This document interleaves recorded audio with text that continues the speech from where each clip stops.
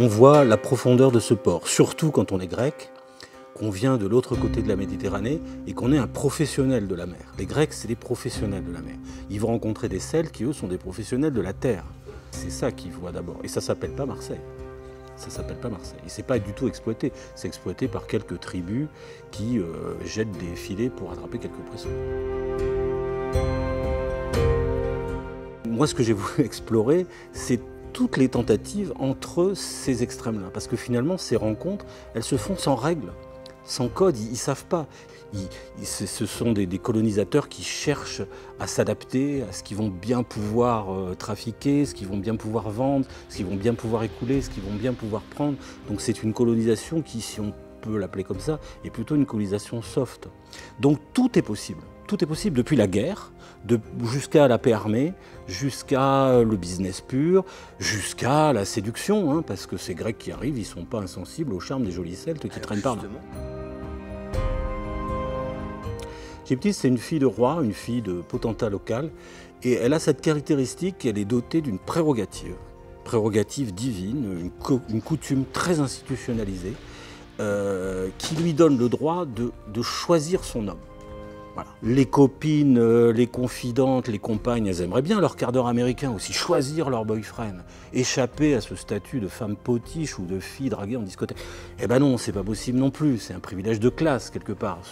C'est-à-dire, on a une espèce d'archipel avancé de féminisme presque. Il y a quelque chose d'assez moderne dans ce féminisme-là qui est assez unique. Alors, les sources grecques sont paradoxalement, et les sources latines, hein, c'est Athénée de Nocratie, c'est Justin, c'est eux qui m'ont le plus inspiré, sont finalement assez spartiates, assez banales, j'allais presque dire. C'est pas beaucoup raconté, c'est pas beaucoup, j'irais, imagé.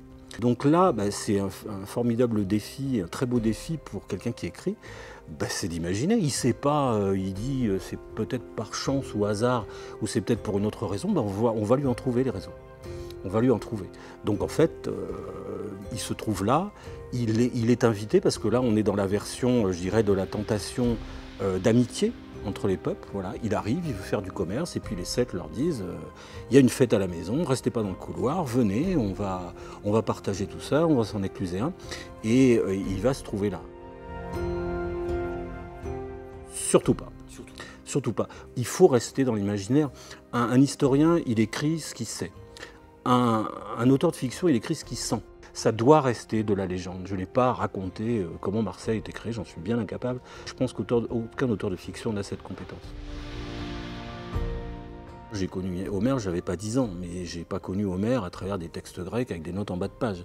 J'ai connu Homère avec des gravures, avec ses profils grecs, et puis je me suis intéressé à l'histoire à travers la légende. Donc je crois qu'il faut savoir dire d'où on parle, ça c'est important, mais pouvoir aussi valoriser le monde imaginaire comme étant une très bonne antichambre à l'histoire réelle.